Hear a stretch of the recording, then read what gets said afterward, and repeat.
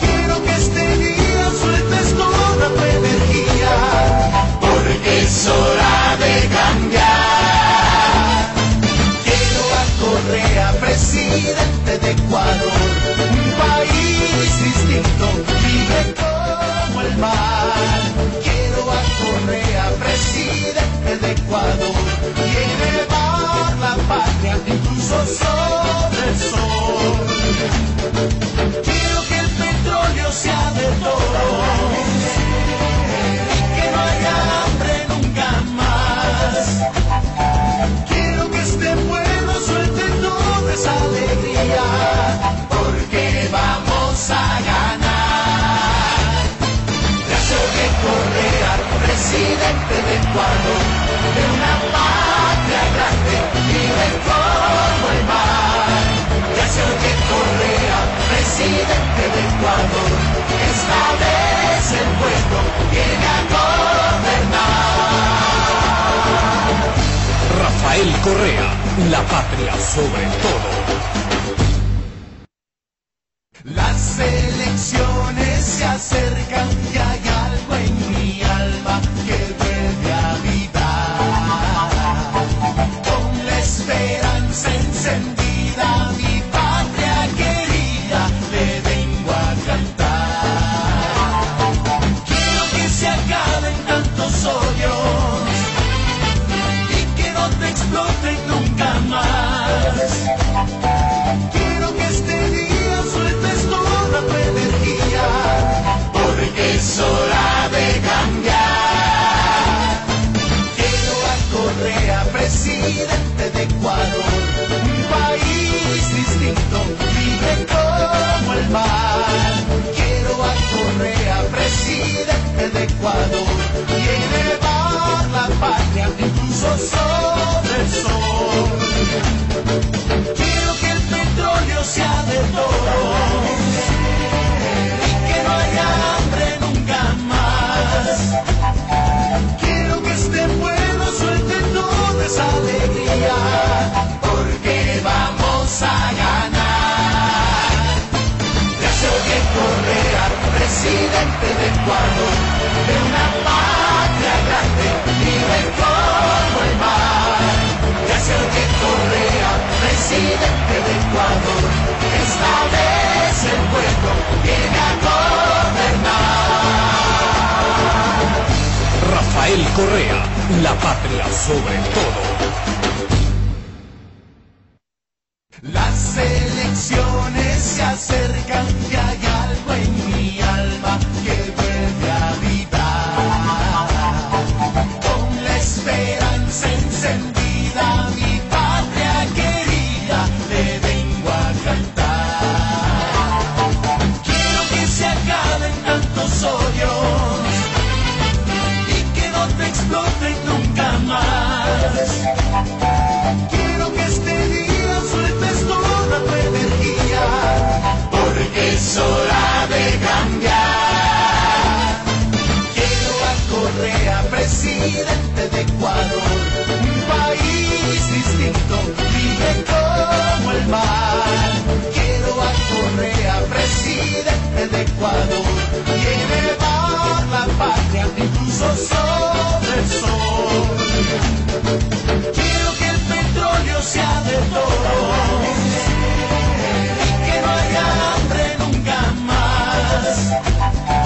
Quiero que este pueblo suelte toda esa alegría, porque vamos a ganar. Gracias de Correa, presidente de Ecuador, de una patria grande, libre como el mar. Gracias de Correa, presidente de Ecuador, esta vez el pueblo viene a gobernar. Rafael Correa, la patria sobre todo. Las elecciones se acercan y hay algo en mi alma que vuelve a avivar. Con la esperanza encendida, mi patria querida, le vengo a cantar. Quiero que se acaben tantos odios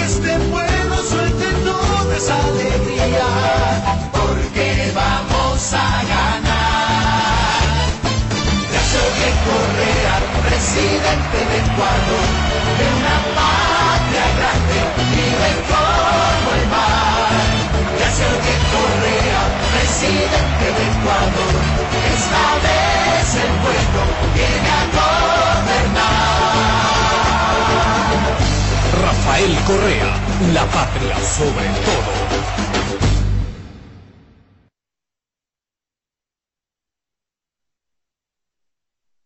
Las elecciones se acercan y hay algo en mi alma que vuelve a habitar. Con la esperanza encendida, mi patria querida, le vengo a cantar. Quiero que se acaben tantos odios y que no te exploten nunca más. Quiero que este día sueltes toda tu energía, porque es hora de cambiar. Quiero a Correa, presidente de Ecuador, un país distinto, libre como el mar. Quiero a Correa, presidente de Ecuador, y elevar la patria incluso sobre el sol. Quiero que el petróleo sea de todos y que no haya hambre nunca más. Quiero que este pueblo suelte toda esa alegría, porque vamos a ganar. Gracias de Correa, presidente de Ecuador, de una patria grande, libre como el mar. Gracias de Correa, presidente de Ecuador, esta vez el pueblo viene a gobernar. Rafael Correa, la patria sobre todo.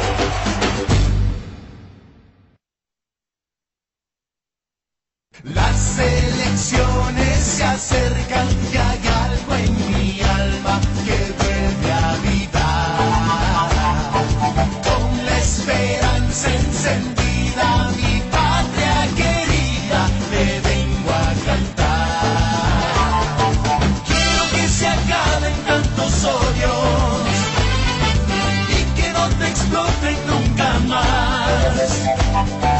Quiero que este día sueltes toda tu energía, porque es hora de cambiar.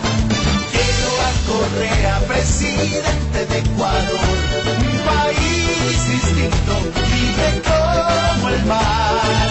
Quiero a Correa, presidente de Ecuador, y elevar la patria incluso sobre el sol. Quiero que el petróleo sea de todos y que no haya hambre nunca más. Quiero que este pueblo suelte toda esa alegría, porque vamos a ganar. Gracias que estuve muy poco con ellos. Pensé que dejaba la patria en Puerto Seguro. Habíamos ganado la presidencia. Con el favor del pueblo ecuatoriano habíamos ganado la mayoría en la asamblea. Ahora me doy cuenta lo ingenuo que fui. Esto realmente ha sido una pesadilla. El mismo que decía en campaña, pueden revisar, Lenín Moreno Garcés, que yo era el mejor presidente de la historia del Ecuador.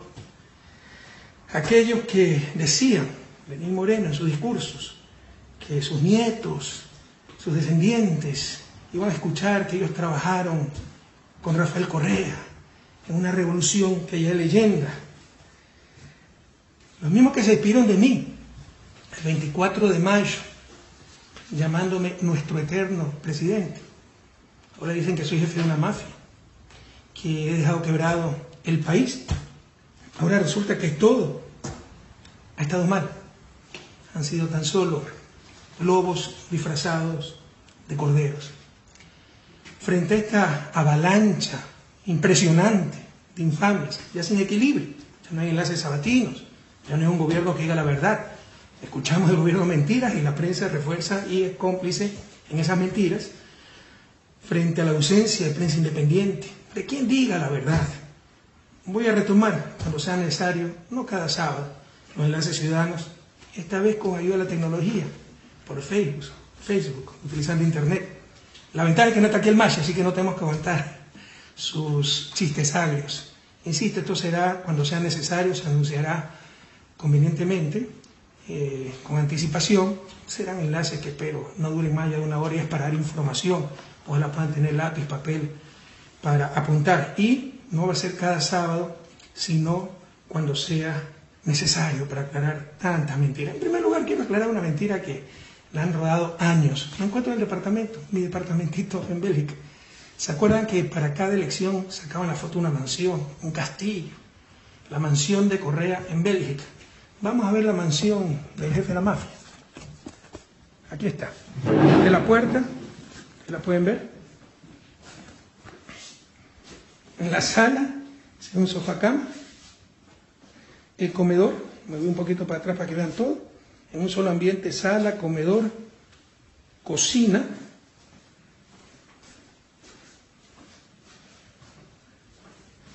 Voy a pasar a la única habitación que tiene el departamento. Habitación detrás de la cocina. Esta es la mansión. Aquí pues con recuerdo de mi patria, obviamente, como el sombrero de paja toquilla. Entonces, en verdad, se trata de un departamento de una habitación para una pareja de estudiantes, en el que se puede estar por vacaciones, apretados, en el sofá cama, arreglándonos como podamos.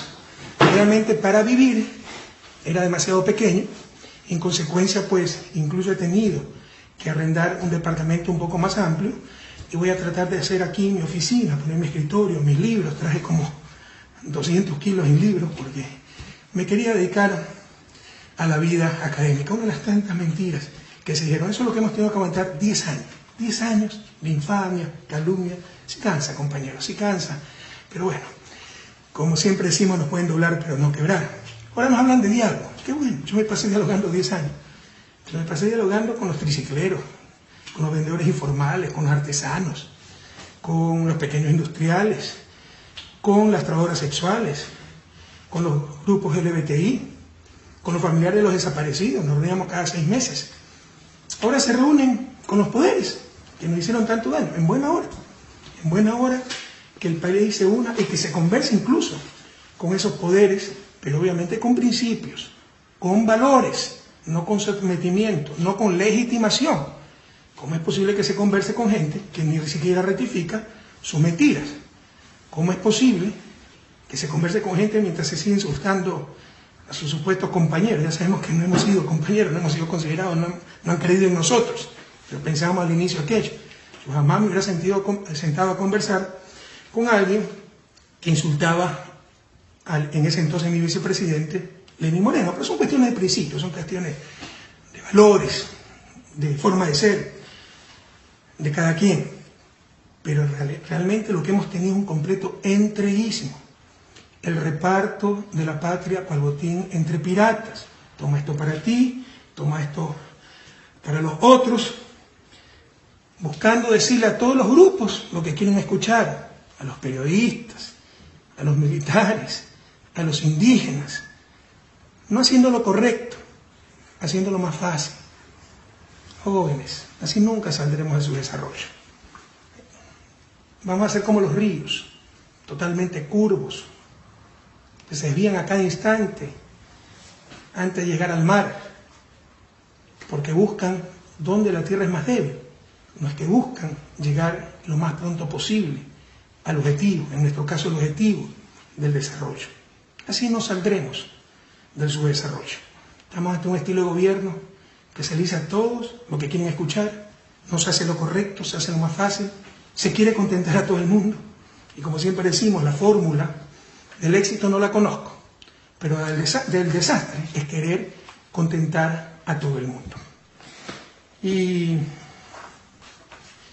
lamentablemente, todo eso se puede aceptar, el juego democrático.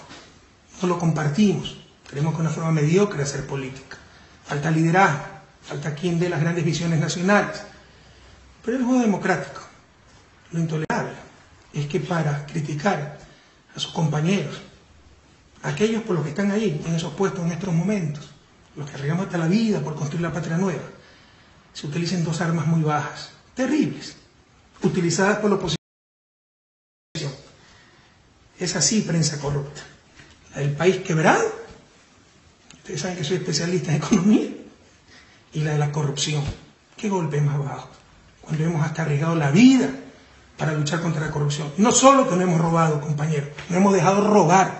El caso Petrocodo de Brecht. Por supuesto que van a existir casos aislados. Si un gobierno honesto no es donde no existen casos de corrupción, existen hasta en el Vaticano. Lo ha dicho el Papa Francisco. Es donde se persiguen, se investigan, se sancionan esos casos de corrupción, donde no se tolera la corrupción. Y nosotros no la hemos tolerado. Fíjense el pe que teníamos antes, de que llegaban al aeropuerto, inmigración, ya había problema. Sacar algo de las aduanas, si no pagaban no podían sacar. Ya no existe nada de eso. Estos casos aislados de corrupción serán sancionados y que se investiguen, compañeros. Pero hablemos de la primera barbaridad, que hemos dado un país quebrado, sobreendeudado.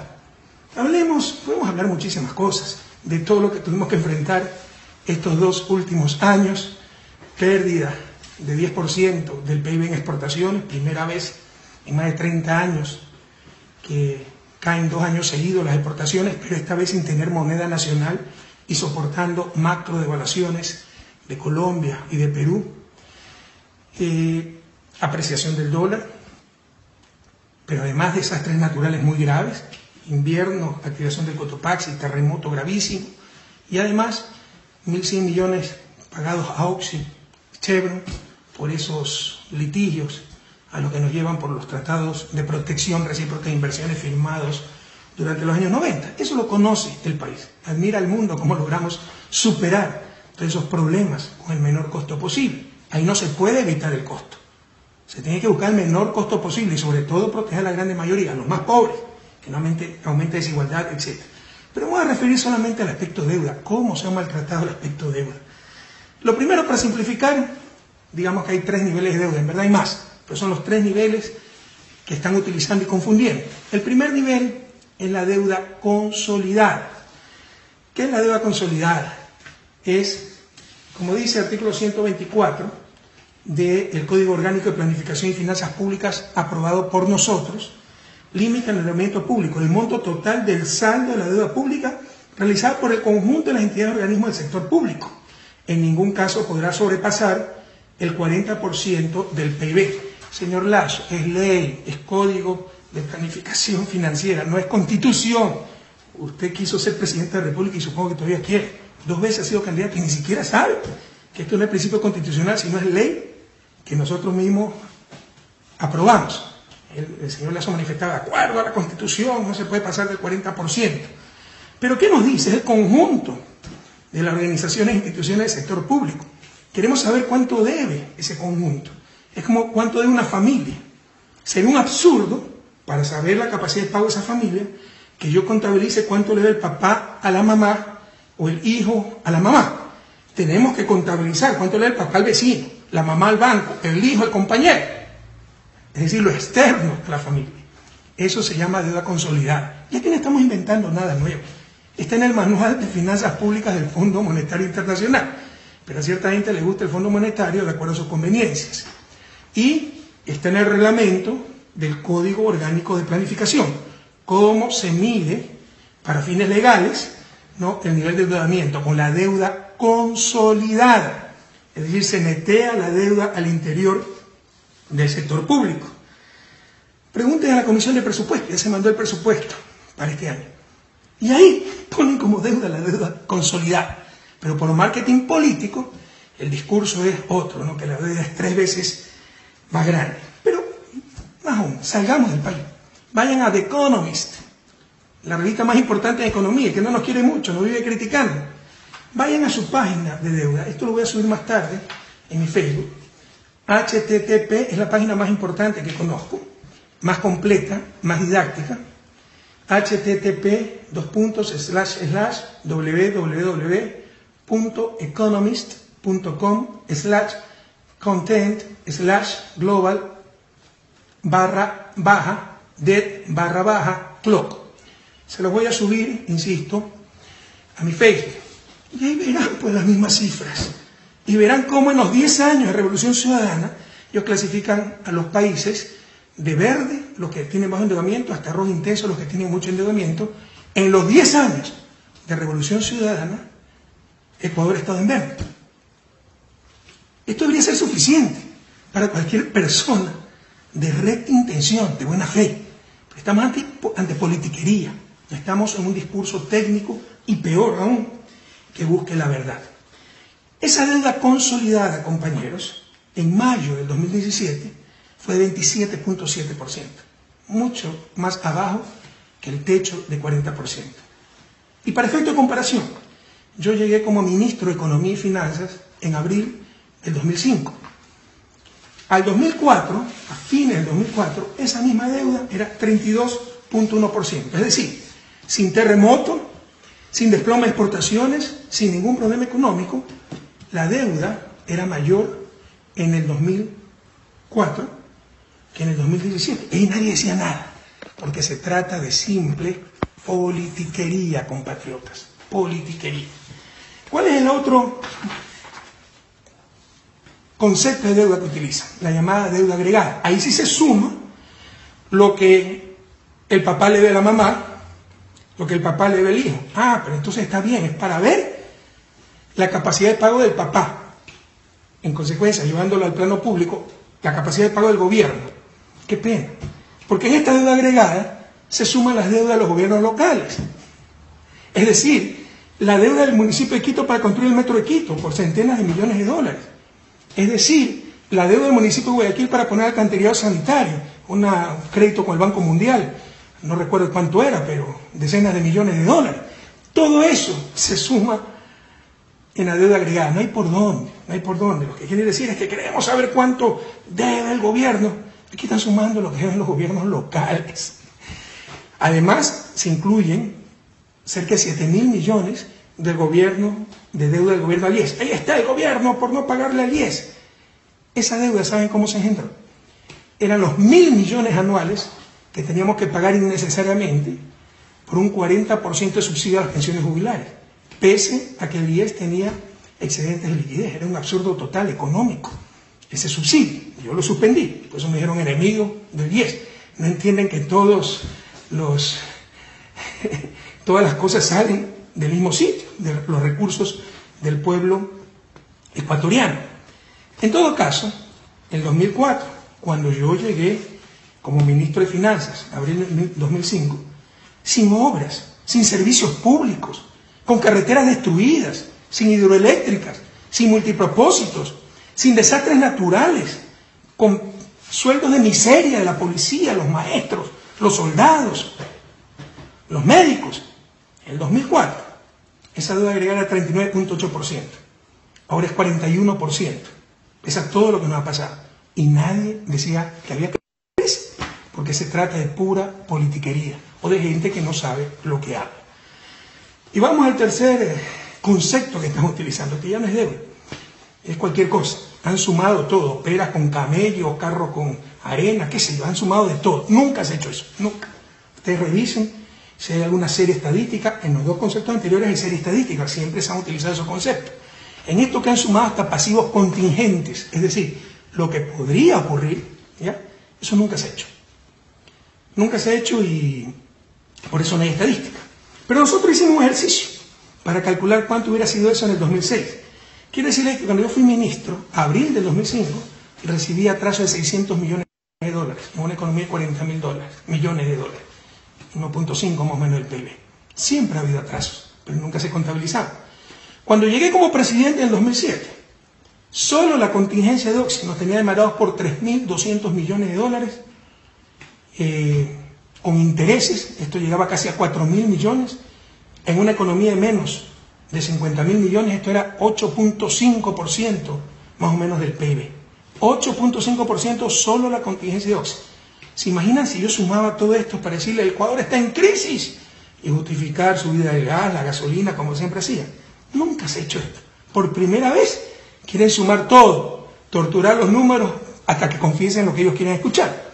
Pero hemos hecho el ejercicio para el 2006, lo hizo Fausto Herrera, nuestro ministro de Finanzas, y actualmente, sumando todo, hasta lo que pudiera ocurrir, los pasivos contingentes, me parece que hasta la deuda del IES, que ni siquiera está en firme, y la tienen que pagar también, de acuerdo al informe de Contraloría, empresarios y trabajadores, está en 55% actualmente esa suma de todo, no sé cómo llamarlo, porque no existe esa categoría en finanzas públicas, la suma de todo, hasta pasivo contingente, hasta lo que se les ocurrió. Bueno, en el 2006, si sumábamos todo eso, hubiera sido 65% del PIB. Y a nadie se le ocurría decir que la situación era crítica. Puro show, puro marketing político, para justificar medidas, paquetazos, justificar mediocridad y para dañar a la gente que 10 años sacó adelante este país en las más extremas condiciones los 2 últimos años. Pero ni así le dan la cifra. Ustedes vengan a Europa y hablen de un total de deuda PIB del 55%, y con todo respeto se les mata de la risa, porque aquí estamos en Bélgica, ¿no? Tiene 105% de deuda pública PIB. Medida de la otra forma, no de esta forma. Holanda, Alemania tienen más del 60%, ni así le dan las cifras. Y nos ponen una serie de trampas, la trampa de valores absolutos. La deuda se triplicó, y comparan en valores absolutos la deuda de una economía de 40.000 millones con una economía de más de 100.000 millones. Con el gobierno de Revolución Ciudadana, la economía más que se duplicó en tamaño. Jóvenes, más que se duplicó en tamaño. Es un absurdo económico comparar en valores absolutos cuando la economía tiene una realidad totalmente distinta. Es como que yo diga, antes debía 100, cuando ganaba 500, ahora estoy fregado, gano 200, debo 200, pero antes debía 100 cuando ganaba 500. Ahora estoy fregado, debo el doble, 200, pero gano 2.000, 4 veces más. Por supuesto que estoy mejor. En el primer caso, $100 de $500 es 20%. En el segundo caso, $200 de $2.000 es el 10%. Eso es lo obvio. Por eso se mide en relación al tamaño de la economía. En mi ejemplo, en relación al tamaño del ingreso. Pero midiendo en valores absolutos, esa persona, en mi ejemplo, duplicó su deuda. Son absurdos que no hace ni un joven de primer año de economía. ¿Qué dice el equipo económico ante tanto disparate? ¿Qué dice la academia? ¿Dónde está la universidad?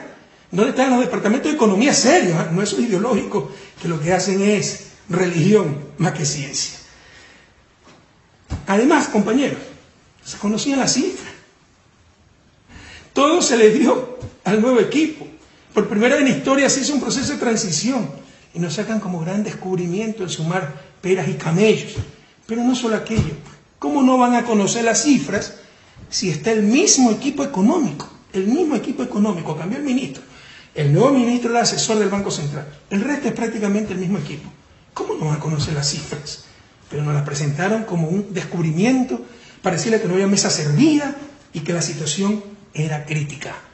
Puro show político para justificar probablemente paquetazo, ya veremos más adelante, o mediocridad, compañeros. Y ahora, ¿con qué ingratitud, con qué deslealtad llaman a esto el gasto irresponsable? Gasto irresponsable. La misión Manuel Espejo, para la que di $90 millones, fue gasto irresponsable. La delegación de Lenín Moreno en Ginebra durante 4 años, representando a los discapacitados, fue gasto irresponsable, que nos digan, pero seriamente, sin tonterías. ¿Dónde está ese gasto irresponsable? Irresponsable. Era no hacer hidroeléctricas, pues, por lo cual perdíamos miles de millones anuales. Irresponsable era no hacer multipropósitos. Y nuestros campesinos perdían sus cosechas, centenas de millones, que no se registraban en ningún lado. Era tan solo arruinar la vida de la gente. Irresponsable era no tener carreteras, no tener escuelas decentes, no tener subcentros de salud, no tener hospitales. No me hablen de responsabilidad. Responsables fueron los que nunca hicieron nada por este país. ¿Cuál es la verdad, queridos jóvenes, compatriotas? ¿Cuál es la verdad? No saben cómo financiar sus demagógicas ofertas de campaña. No saben cómo financiar sus demagógicas ofertas de campaña.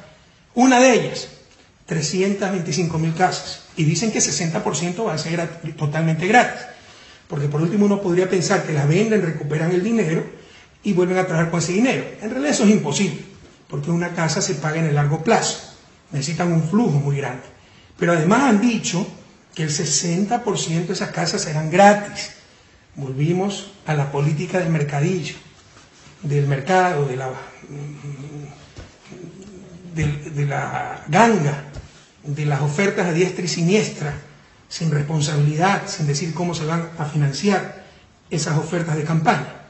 325.000 casas en el periodo de gobierno significan, hagan las cuentas, 81.250 casas por año. 81.250 casas por año.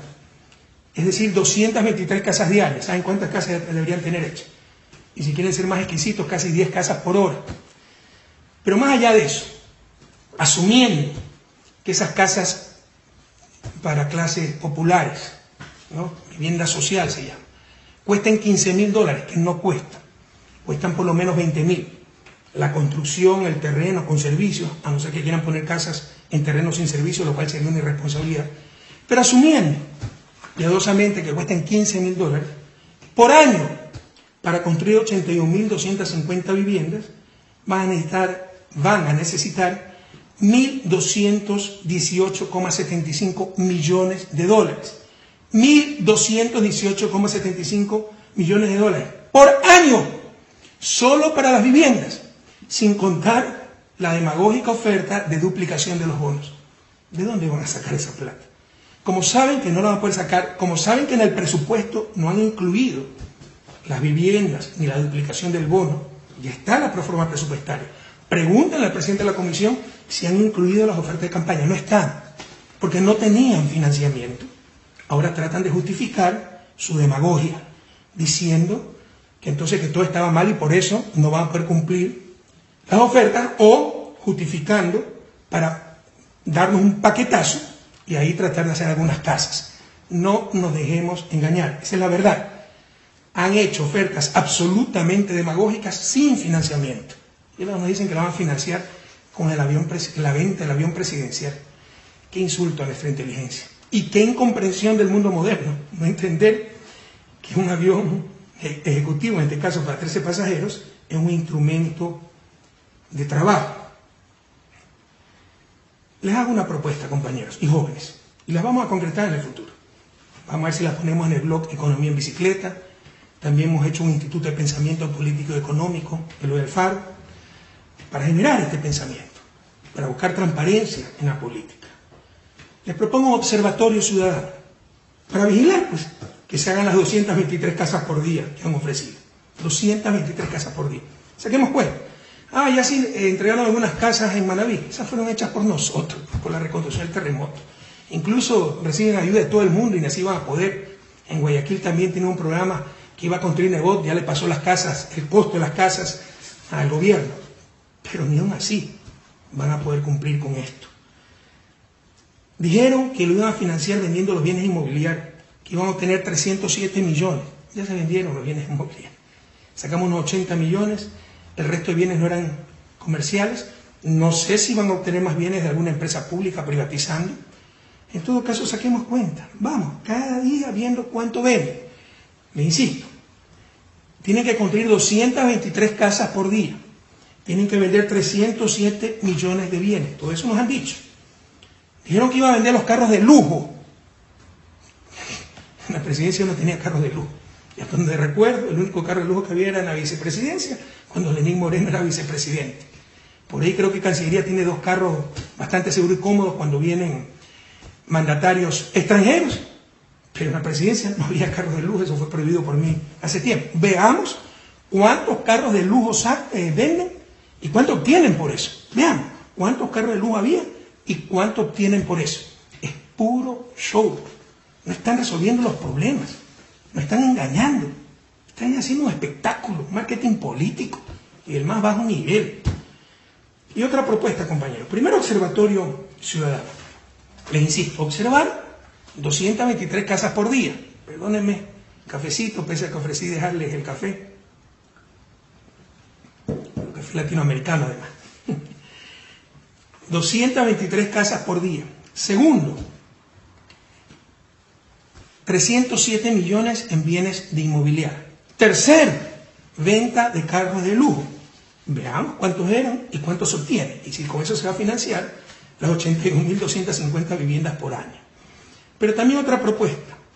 Ya hay iniciativas de este a nivel mundial, por ejemplo, en Estados Unidos. Es el fact-checking, revisión de los hechos, de los datos, porque hay que elevar el nivel de política. La mentira también es una forma de corrupción, es de deshonestidad. Y se miente, se dice cualquier barbaridad en Ecuador. Por ejemplo, ¿no?, que la deuda es 55% del PIB, sumando, insisto, camellos, más peras, más computadoras, qué sé yo, ¿no?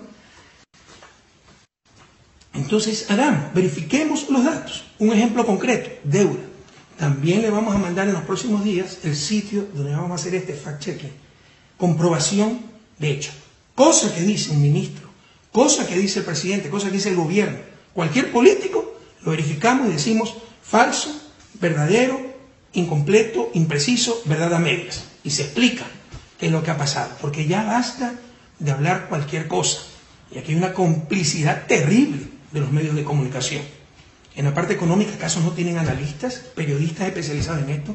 Como alguien nos dice, oiga, nunca se ha calculado la deuda así, que están sumando, usted está equivocado. Nunca se dice aquello, nunca se hace aquello. Y la demagogia también es corrupción.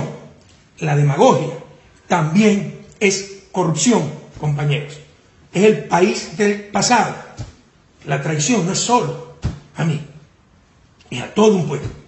La demagogia es corrupción. Y ya que hablamos de corrupción, entremos al segundo punto. Primer punto con el que quisieron atacarnos de forma muy desleal, tergiversando cifras, y qué pena que esté el mismo equipo económico. Por favor, qué ética profesional manejan. Si callan ante las barbaridades que se están diciendo, ustedes saben que se están mintiendo. ¿Cómo pueden seguir ahí si saben que se está mintiendo? El primer golpe bajo fue decirle a la oposición, a la prensa, lo que querían escuchar. Y para la prensa corrupta, falta de profesionalismo, transparentar las cifras es que le digan lo que querían escuchar. Las cifras son mentirosas, ya lo hemos demostrado. Y cualquier duda, les repito, para que nadie se me olvide, vayan a la página de Economics, la página tal vez más importante del mundo, se las voy a poner porque aquí se ve al revés, se las voy a poner la dirección en mi página Facebook, http://www.economist.com/content/global-debt, deuda en inglés, _clock, reloj, ¿no? Y vean cómo Ecuador siempre está en verde, y tiene el comparativo a nivel mundial. Y es un software muy bonito, y pueden poner la deuda de Ecuador total, per cápita, la deuda de Estados Unidos, la deuda de España, y comparar qué país tiene menos deuda. No hay dónde perderse. Pero el segundo golpe bajo, estamos defendiendo a los traidores que nos engañaron, traicionaron a su patria, a la revolución, con hechos de corrupción. Se dejaron vencer por la adoración al dinero. Hemos sido los primeros indignados, pedimos disculpas al país por eso. Pero somos responsables, yo creo que soy responsable políticamente. Pero la responsabilidad política, para ser sancionada, es que si retrocedimos en los controles, y por eso ocurrieron las cosas. O hemos mejorado muchísimo en los controles, pero suceden las cosas que suceden, como el caso de Brecha, en 12 países, no solo en Ecuador, que sucede en el Vaticano. Entonces, pero nos quieren hacer hasta culpables, cómplices de esos casos de corrupción, con una bajeza impresionante. Yo les puedo decir, con la frente en alto, con la mirada clara, que no hay gobierno que haya luchado más contra la corrupción que mi gobierno. Ha habido 2 casos de corrupción, pero si eso nadie ha garantizado. Mañana puede haber un caso de corrupción en este gobierno, todo el gobierno es corrupto. Mañana hay un cura pedófilo, todos los curas son corruptos. La conferencia episcopal es dañada. Por el amor de Dios, ¿cómo podemos tratar con tanta ligereza estas cosas? Pero recuerden ustedes, ya no existe esa corrupción generalizada, institucionalizada, evidente, descarada, tolerada. Por ejemplo, registro civil, telefónicas perdían centenas de millones de dólares, ahora nos dan centenas de millones de dólares, aduanas, migración, policía, sistema judicial, sistema de compras públicas que no existía. Hoy tenemos el sistema más moderno de América Latina. No significa que es infalible, pero es el mejor de América Latina, hemos mejorado muchísimo. Ahora los pequeños empresarios pueden venderle al Estado. Y algunas, con su silencio, caen a complicidad, compañeros. ¿Dónde están esos pequeños empresarios? Para decir claramente, yo ya puedo participar de concursos. Yo nunca he dado una coima. Ha ganado el mejor. Ustedes saben que es cierto lo que digo. Pero algunas veces el silencio de los buenos es tal vez más grave que las calumnias de los malos, compañeros. Hay que decir las cosas, hay que dar testimonio. También estaba la corrupción en cuanto a elevación de impuestos. Ustedes nos quieren hacer creer que la corrupción es patrimonio del sector público. Había mucha corrupción en el sector privado. Se evadía impuestos, eso ya no existe. La corrupción en el no hacer. No se hacían hidroeléctricas para mantener el negocio de las barcazas. No se hacía almacenamiento de gas en tierra para mantener el negocio del gas, de la distribución de gas y el almacenamiento de gas en buques. La corrupción del no hacer. Ya nada de eso existe. Ocurre el caso Petroecuador. Lo tratan, como siempre, politizar. Y está prácticamente resuelto. Y resulta que el cabecilla, además de Carlos Pareja Yanusel, buena hora haya regresado al país, es Carlos Pareja Cordero. Pero Charlie Pareja Cordero, compañeros, no es cualquier hijo de vecino, no es cualquier pelo de cochino. Fue el secretario privado del presidente León Férez Cordero en el gobierno social cristiano. Fue jefe de campaña de Jaime Nebot en su candidatura presidencial. Era un altísimo, no solo alto, altísimo dirigente social cristiano. Entonces, como le salió el tiro por la culata, resulta que el jefe de la mafia, ahí sí la mafia, que había quedado en Petroecuador, porque recuerden, cuando yo llegué al gobierno, la corrupción en Petroecuador era tan grave y tan generalizada que tuve que declarar la emergencia y mandar a la Marina. ¿Se acuerdan o no? Tuve que mandar a la Armada Nacional para que transparentara, arreglara Petroecuador, porque estaba secuestrada por la corrupción, la desorganización, la ineficiencia. Lamentablemente quedaron ciertos brotes de corrupción. Pero esta mafia que quedó ya está resuelto, ya está demostrado, ya está fugado también este tipo. Era manejado por Carlos Pareja Cordero, altísimo dirigente, no de Alianza País, social cristiano. Y por eso ya dejó de hablar la prensa de este caso. Y ahora tal vez lo va a retomar porque regresa Carlos Pareja Yanusel. Qué bueno que regrese, que dé la cara a la justicia. Pues recuerden lo que intentó hacer en la campaña. Hablar mal del vicepresidente para hacernos perder las elecciones sin prueba alguna. Ahora que ven que probablemente es la oposición la que ganó de todas formas las elecciones, ahí lo traen de regreso y que se haya dado un acuerdo. O digamos, no hay acuerdo, dicen, que se ha querido entregar solito. Ya estoy viejo para creer en esas cosas, ojalá me equivoque, pero preparémonos para un nuevo show. Las cosas que diga este corrupto tiene que probarlas, y si quiere que con un polígrafo, ahora sí de verdad, no haciendo show, sino con un polígrafo de verdad, responda a la pregunta si Jorge Glass Espinel, vicepresidente de la República, conocía de las coimas que ellos estaban recibiendo. Pero esa pregunta concreta, no generalidades de que Jorge Glass conocía de todo. Recuerden que mi hermano Fabrizio Correa dijo lo mismo cuando hizo contratos ilegales, ¿no?, para tratar de involucrarme. Rafael conoce de todo. Había que preguntarle si conocía de sus contratos y no los conocía. Acá hay que preguntarle con polígrafo si es que Jorge Glass Espinel conocía de las coimas que estaban recibiendo. Qué bueno que lo hayan logrado traer a Carlos Pareja.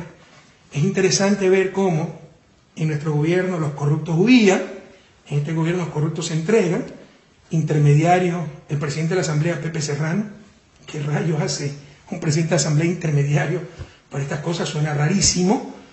Ojalá me equivoque, pero recuerden, Carlos Pareja es manejado por los Isaías. Demostramos que las declaraciones que dio eran en el mismo hotel donde habían dado las declaraciones los Isaías. Los Isaías manejan a Bucarán. Bucarán es aliado del gobierno, porque se hizo un pacto para entregarle las eléctricas. Viajó el 5 de mayo Pepe Serrano, presidente de la Asamblea actual, y Eduardo Manga, secretario de la presidencia actual, a Panamá a pactar con Bucarán. Y las casualidades de la vida, ahora regresa Carlos Pareja Yanusel. En buena hora que responda ante la justicia, por todas sus fechorías, por todas sus traiciones, yo reconozco mis limitaciones. Yo no soy bueno para negociar con corruptos. A mí les puedo mostrar, se los mostré a alguna sabatina, me mandó un par de mails, uno de ellos diciendo que no involucraba a su familia, y con la frontalidad que me caracteriza yo le digo, pero si tu familia está involucrada, aquí están los depósitos, etc. ¿Ya? Entonces ahí se destapó contra nosotros. Tenemos que estar muy atentos si no hay un acuerdo entre bastidores a espaldas del pueblo ecuatoriano, y ojalá me equivoque, pero creo que debemos estar preparados para un nuevo show. Y diga lo que diga, un corrupto tiene que probarlo, compañero. Yo creo que viene es como peón en un tablero de ajedrez para hacer politiquería. Insisto, temo que están montando otro gran tongo, y particularmente contra el vicepresidente, al cual por todos los medios, es increíble la persecución al vicepresidente, por todos los medios lo quieren destituir, porque uno de los escollos que tiene, tal vez el más importante, en sus planes. Que muestren no lo que dicen los corruptos de Petrogorrio de Odebrecht, porque este señor Santos de Odebrecht es el capaya de ese caso. También un corrupto que echa lodo con ventilador. Que muestren, pero con pruebas, si Jorge Aguilar recibió 20 centavos. Si no, a defender a nuestro vicepresidente con todo el alma. Se está queriendo triturar a un hombre honesto, compañero, a un hombre inocente. Y a mí no me importa mi carrera política y tonterías así. Me importan mis principios. Y siempre defenderé a un hombre bueno, a un hombre inocente. Y si las piedras tienen que gritar, que griten. No podemos callar ante tanta injusticia. No se puede caer tan bajo en política que por aniquilar al adversario, lo digo deshonesto, corrupto, le daño su honra, su reputación, perjudico a su familia. No podemos aceptar esa clase de cosas. Que digan lo que quieran los corruptos, pero tendrán que probarlo. Y ojalá que, no sé si ya regresó Pepe Serrano en Miami, para ver si trae a Pedro Delgado y los Isaías también, ya que anda tan agencioso. El otro caso de corrupción, caso Odebrecht, ¿cómo se politizó también eso? Nunca dijeron que nosotros lo habíamos empezado a investigar, que en base a pruebas débiles, rumores, evidencia suelta, hicimos lo posible para detectar cuentas, detectar casas, oficinas. Había que esperar hasta el 1 de junio, que era el día en que la Fiscalía de Brasil daba a conocer las delaciones de los corruptos de Odebrecht, que se podía actuar.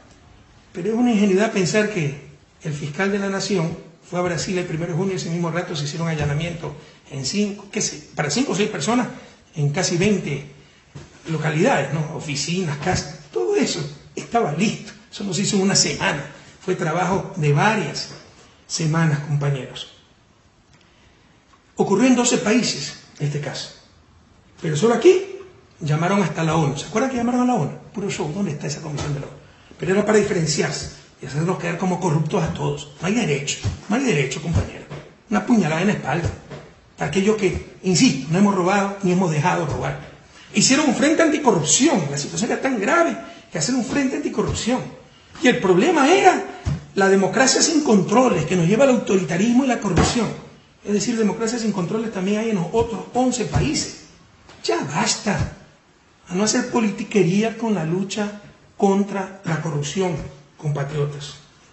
Lo que nos hablan de falta de controles. Me pueden decir cómo se controla una coima en una cuenta secreta en un paraíso fiscal. Ya hemos dado el primer paso, nosotros sí, serio. Aprobando la consulta popular para prohibir a los servidores públicos operaciones en paraíso fiscal. Pero ¿cómo ustedes evitan una coima en una cuenta secreta en un paraíso fiscal? ¿Qué clase de controles necesitan? Un parapsicólogo.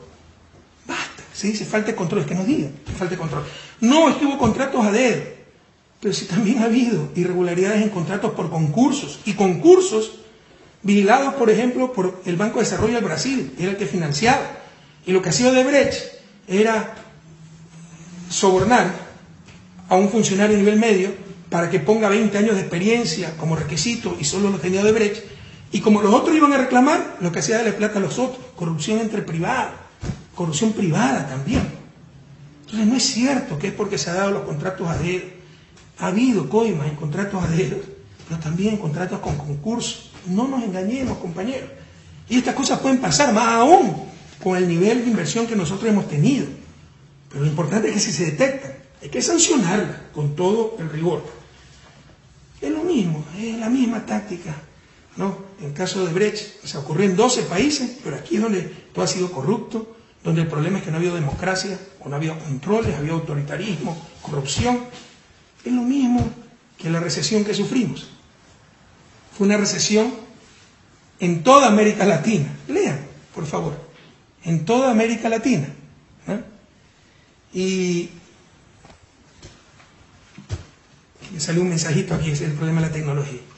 Pero es aquí que es fruto de las malas políticas económicas. Y así se burlan de nuestra buena fe, se burlan de nosotros. Puro show, haciendo la lucha contra la corrupción un instrumento de politiquería. Pedimos disculpas, insisto, al pueblo ecuatoriano por estos casos, donde no se tiene que generalizar, pero se tiene que investigar absolutamente todo. Caso que ha estado pasando al menos en 1987, con el trasvase Chongón-San Vicente, gobierno social cristiano.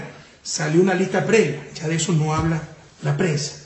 Pero si algo demuestra el caso Odebrecht, es hasta dónde puede llegar una empresa privada corrupta y corruptora. No nos engañemos, no puede haber corrupción en el sector público sin corrupción en el sector privado. Y tratan en todo esto de involucrar al vicepresidente, ese es su objetivo. Nos dicen que es el más grande caso de corrupción de la historia.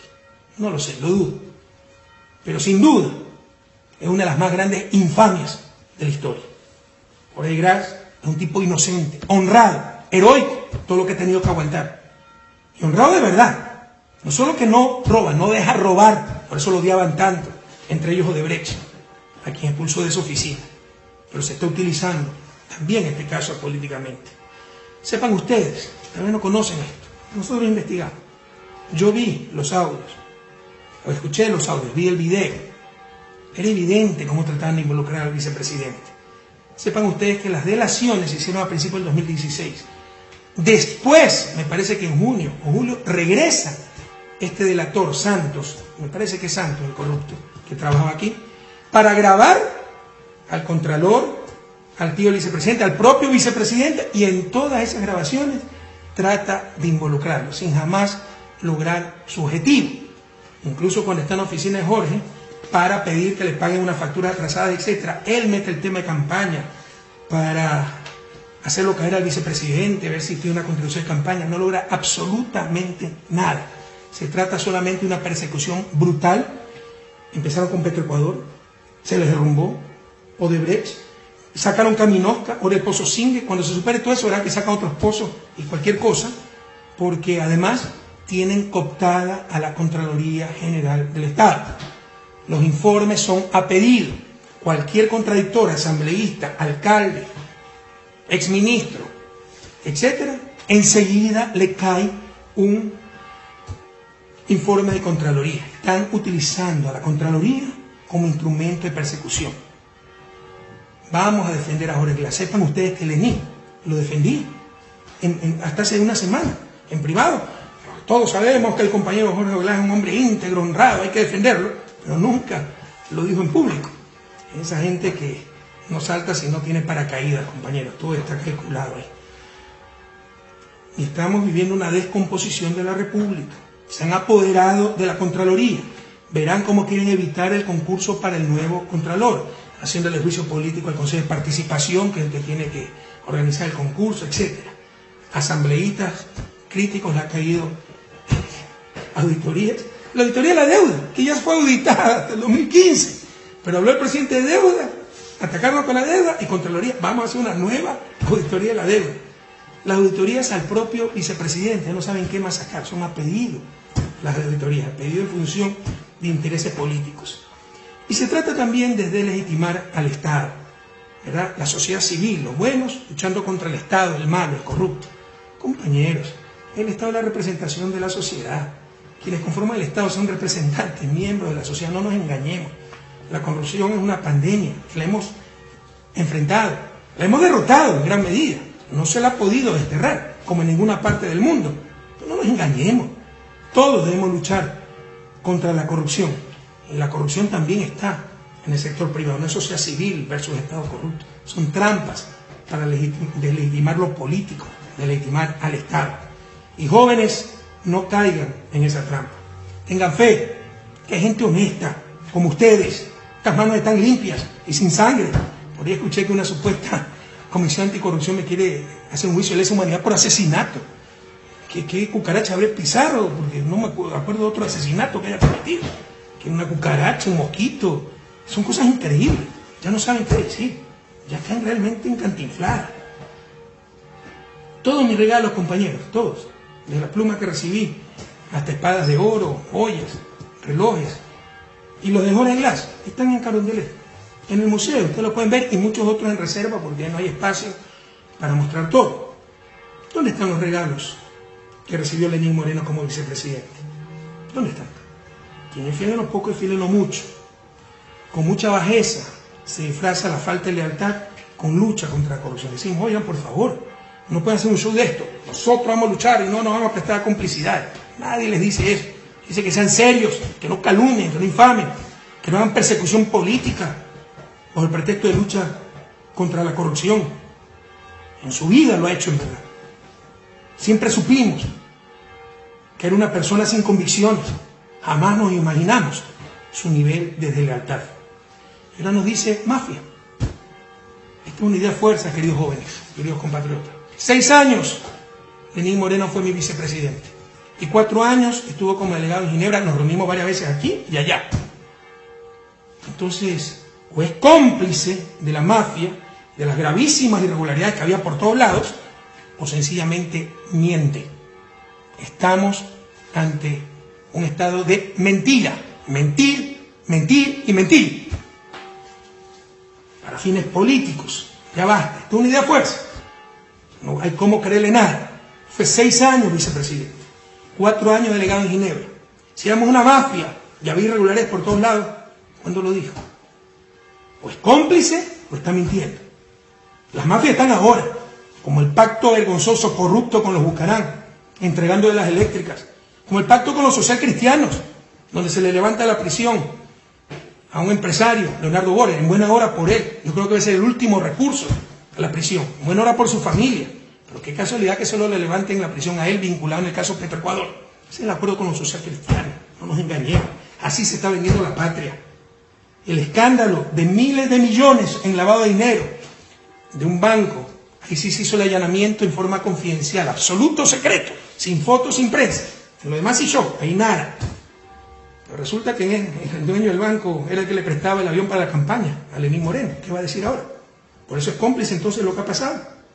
Es el avión en que fueron a Panamá, pues, a pactar con Abdalá Bucarán. Ahora sí tenemos nuevamente el hombre del maletín en oso. Se veía hace 10 años en el país, tratando de comprar asambleístas, con puestos, con canonjías. Ahora tenemos una Contraloría que persigue a la gente. Presiones al fiscal para que impute al señor vicepresidente, impute a ministros para marcar la diferencia o para saciar venganzas. Eso es delito, presionar al fiscal. Ojalá el fiscal diga quiénes lo han presionado, compañeros. Pero ahora sí parece que el país volvió a la normalidad. Lo normal fueron los últimos 10 años, cuando no había nada de esto. Ahora sí llegó la normalidad y todos los grupos de poder contentos, la prensa, los actores políticos, a revelarnos, pueblo ecuatoriano. No podemos perder lo ganado, no podemos retroceder, volver al pasado. Y no se dejen engañar. Háganse preguntas tan sencillas como esta. ¿Ustedes están mejor o peor económicamente que hace 10 años?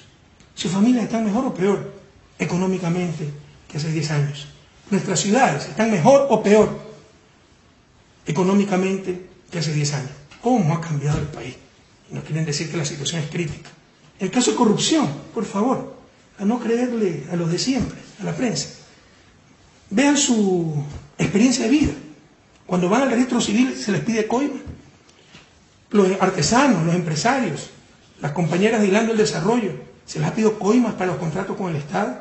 Las compañeras de la economía popular y solidaria. Cuando van a las aduanas se les pide plata para sacar la mercancía. Cuando pasan migración se les exige algo. Cuando tienen un problema en las telefónicas tienen que pasar dinero. Los policías, cada esquina, cuando tenían el tránsito en sus manos, tenía cotización. Eso ha disminuido grandemente. Revisen su vida cotidiana.